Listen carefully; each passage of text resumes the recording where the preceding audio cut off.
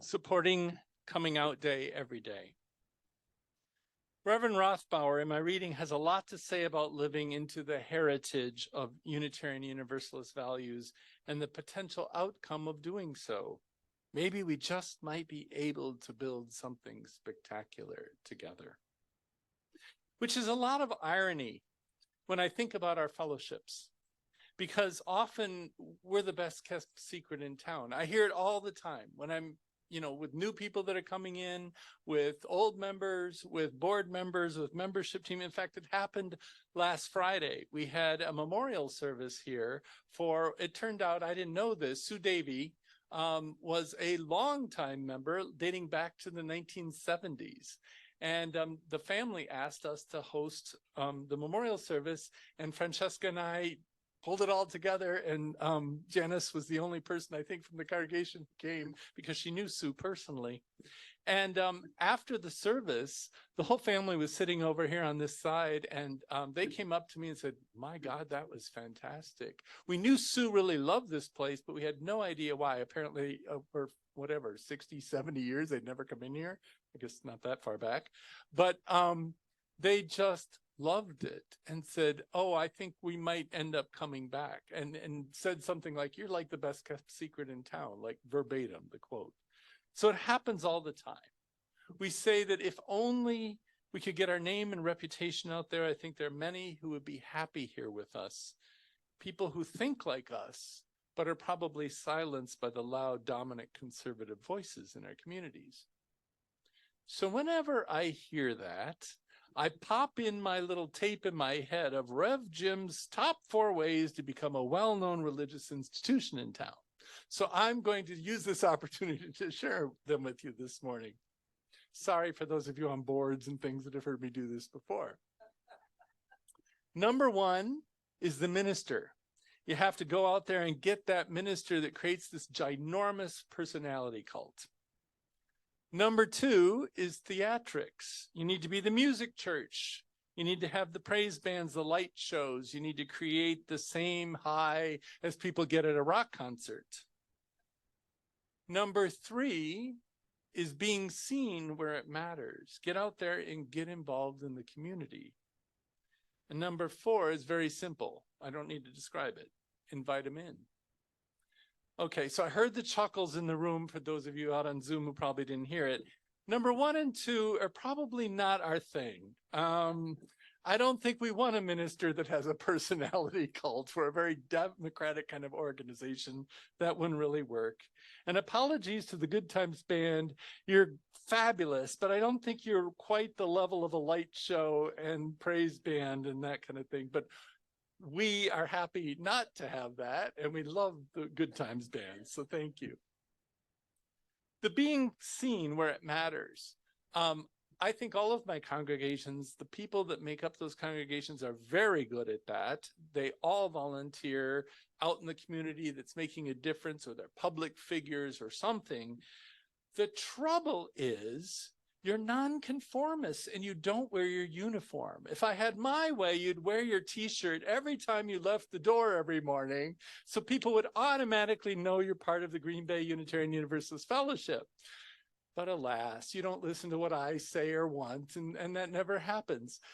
Kidding aside, it's wonderful that people are involved, but it just takes a long time for that to have a connection for people to get us here this morning. Because you're out there, they think you're a cool person, and maybe over time you talk about that you happen to be at the fellowship. Well, they might not be interested in a religion of any kind. And so it takes a long time for that to gel, and they connect the dots. And you don't know how many times I've heard stories of somebody that's really active in the community walks in our doors the first Sunday to visit, and afterwards they'll say, my God, like 10 of my friends are here. I didn't know that, this is the coolest place in town, right?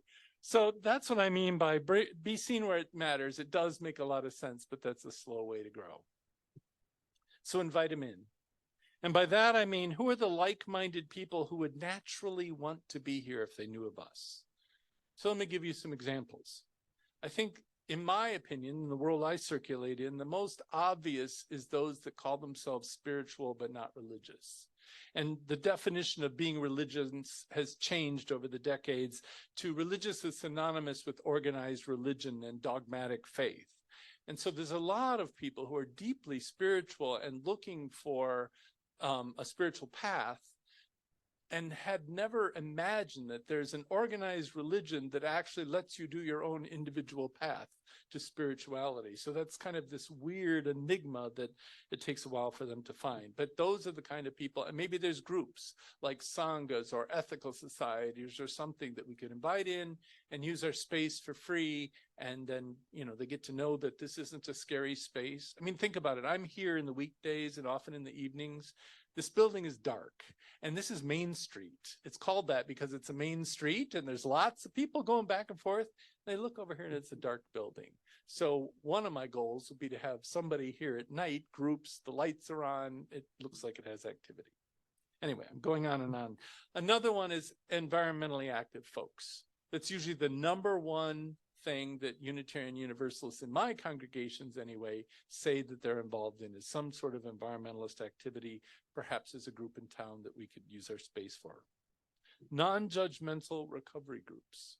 There are some that try to fix people, change them. There's others that are accepting of who they are, like Al-Anon.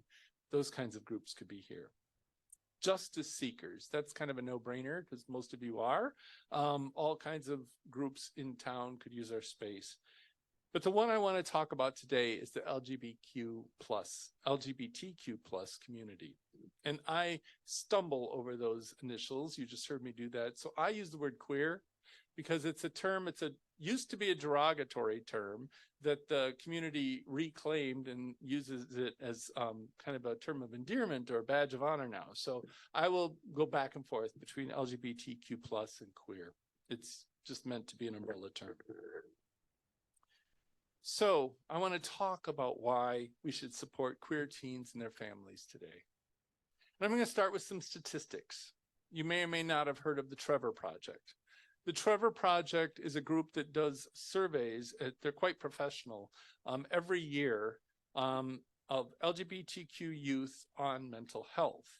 And I'm going to give you statistics that are very recent from the 2022 survey last year. So first of all, you need to understand that it's huge. They surveyed 34,000 queer youth in the ages of 13 to 24 across the United States. I'll just give you the top line of it. They said theirs was the most diverse representation they've ever had. 45% of the respondents identified as youth of color, and 48% identified as transgender or non-binary. And the results are not good.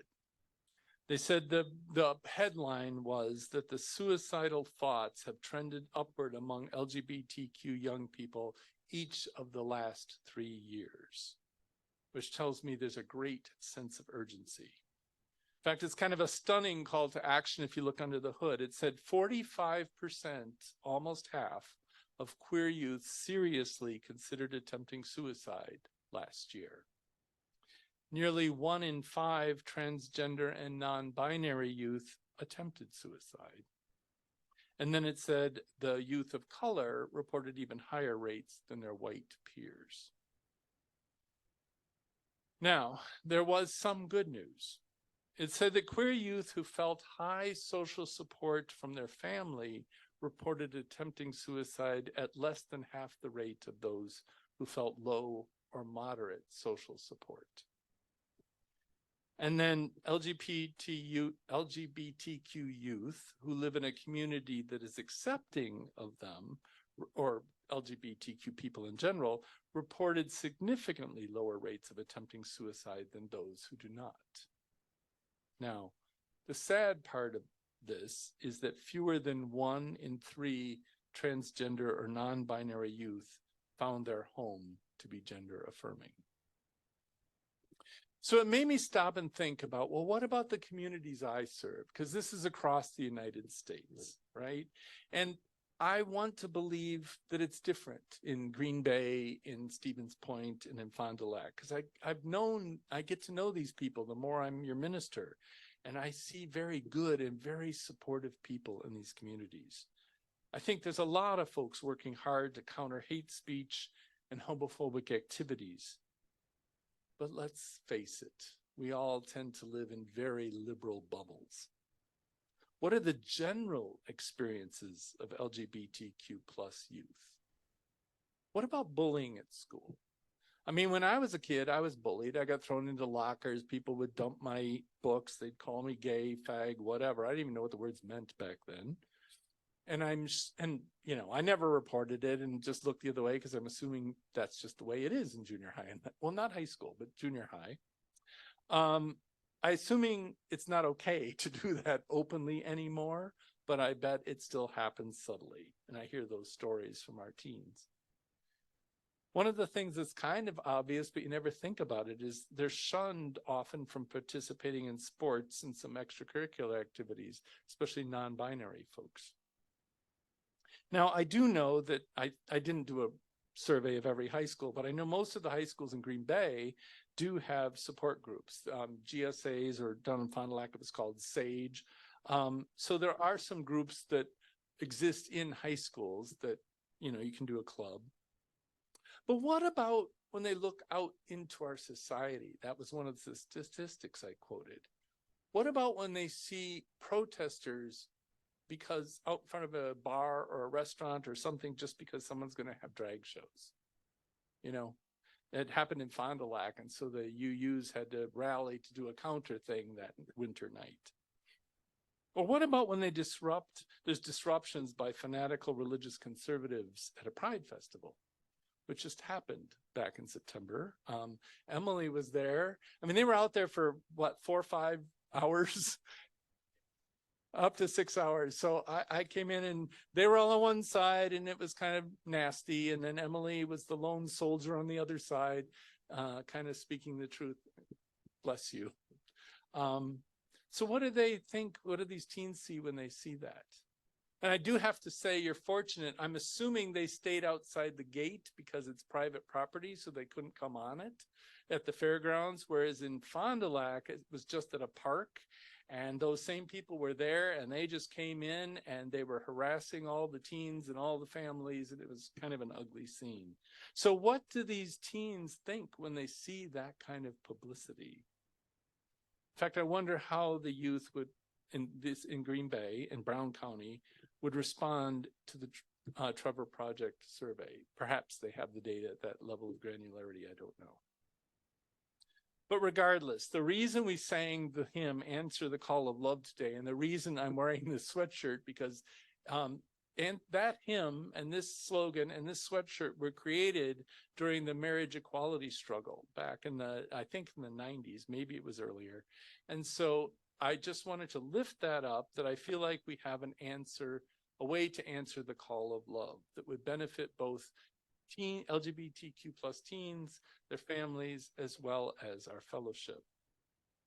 So in Fond du Lac, we have a proposal on the table the working title is called Queer Cafe. I don't think it'll be called that eventually, but the whole idea is to have a place that these folks can come once a month and be there. The whole goal is to normalize being a queer teen in a safe and supportive environment. And the families with queer teens are desperate to find affirming spaces and activities. Now, I know there is, I think it's a bar, right, Natalie, up here? Yeah, Dave and Buster's, it's a bar, right? Yeah, that once a month they can come in and it's non-alcoholic and they can just hang out and do like what teens do, right, up here. But I think there might be more possibility to do even more. So in Fond du Lac, there's this informal group, they call themselves the Mama Bears. So there's these moms that have LGBTQ plus teens in their families. And for years, they've been looking at Open Circle Fellowship to try to create something. And I'm very much into this issue and they wanted me to do something. And so it's kind of dragged on and on as we came out of COVID. And this year it finally has taken off and we've got something that is expected to happen. So there's a board meeting this week where we're going to get the final approval to go ahead, I hope, and then we're going to work on planning it. So let me tell you about it. And I'm not saying that you have to do this here at this fellowship, but I just want to let those creative juices flow and kind of think of ideas. So as I said, it's a space that's safe, supportive, and hopefully special. We want it to be open to spontaneity, but yet structured. Whereas I think at the bar, it's just come on in and you teens do whatever you want to do, right? And the whole purpose is to build relationships with each other and then the whole community. So the concept is this: once a month for 3 hours on a Friday night from 7 to 10 is when we would open our house, and we'd have a lot of adult supporters in the building. But the teens show up with their families, and we would be out in the parking lot greeting them. Because one of the things, if you think about it, you've got a vulnerable team, you're not going to just drop them off and say bye. So want to know who are the people out there, and it helps us build relationships with those families, with those parents, and in the community. Once they check in, they're in for the evening. Like you, Open Circle is in a downtown location. We don't want people going out wandering around on the streets. They're in for the night, and if they want to leave, then they just are gone. But the first hour is an extended check-in called Happies and Crappies. So kind of talk about what's going on in your life, what isn't going on that's so wonderful, and take time to celebrate. There's a lot of very unique milestones in this community where they decide to use new pronouns, for example, or new names, or even new looks. And so it's a time for them to celebrate within their community. And then you have to remember, they're just trying things on to discover who they are. So we're creating a space and a time to do that. The second hour, they're teenagers. You have to feed them, right? So we'll feed them something. And that's the only time that's sort of like they can hang out and do whatever they want. And then the third hour will be some sort of structured activity. Either it's going to be watch a movie, something streaming on network TV. Like Netflix, or a lot of times it's crafts that they're doing. And then we would greet the families again at the end of the evening. So again, you can see that it's just all about building relationships at many, many levels. So I think, frankly, if you step back and look at it, we're creating the kind of space and opportunities that teens in a heteronormative community take for granted. They automatically have safe spaces where they can try on who they are because it's the dominant culture. Do I need to stop for a second? It looks like you lost your connection. LGBTQ plus teens deserve the same opportunity to thrive. Now, I'm not doing this on my own. I didn't make this up. It's modeled after a program called MAGGIE, which still stands for the Memphis Area Gay Youth. And they're using gay. It's an older way of using it because the organization was around for a while. So Pastor Von S., who's the new minister at Pilgrim United Church of Christ, who's also gay, has a vast experience because he helped organize and run this program in Memphis at his church. He has expert knowledge on what works, what's to watch out for, how to handle the unexpected. And they have plans to help support Open Circle in this as well. And the last time we met, there's a somewhat liberal, and I put liberal in air quotes, we're talking Fond du Lac County, Lutheran church about 7 blocks south of where we are. And so I met the minister there to see if we can put something together. But at the end of the day, it's really about answering this call of love, saving lives, supporting families, and I think we will be known in the community as a group who makes a difference. So to close, I want to go back to a quote from Reverend Rothbauer. They said, "I don't want a faith that cares more about what conservative neighbors think more than caring about affirming my humanity, who understand that throwing your lot in with marginalized people requires more than talking about your friendship with the lesbian couple down the street." I agree with Rothbauer. I want a faith which readily answers the call of love. I want a faith that saves lives by directly supporting the inherent worthiness and vulnerable queer teens. I want to serve fellowships of faithful people, known for their love, who live into their values simply by providing a safe space and demonstrate leadership rather than fear. And maybe just maybe, we might be able to build something spectacular together. I do have faith that we can and be known for it. Amen and Ashe.